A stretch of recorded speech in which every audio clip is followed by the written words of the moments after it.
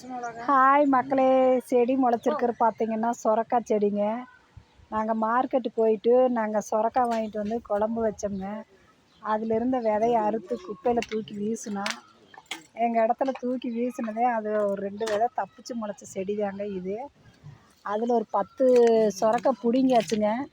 பாருங்கள், இப்போ ஒரு 4-5 பிஞ்சு இருக்குது. ரொம்ப குட்டி குட்டியாக தான் இருக்குது. அது பூரா பூச்சி பிடிச்சிருச்சுங்க. பூரா அசுவினி விழுந்து பூரா கறி போய் கிடக்குது பிஞ்சு. இதுக்கு ஏதாவது கொஞ்சம் பெருங்காயம் வச்சு விட்டால் காய் நல்லா காய்க்கு. எங்களுக்கு சரியாக பராமரிக்க தெரியலைங்க.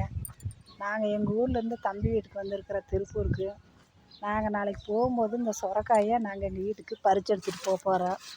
ஒரு 4 பிஞ்சு தான் இருக்குதுங்க. அதில் போதும், எங்களுக்கு ஒரு 2 பிஞ்சு மட்டும் கிடச்சா போதும்.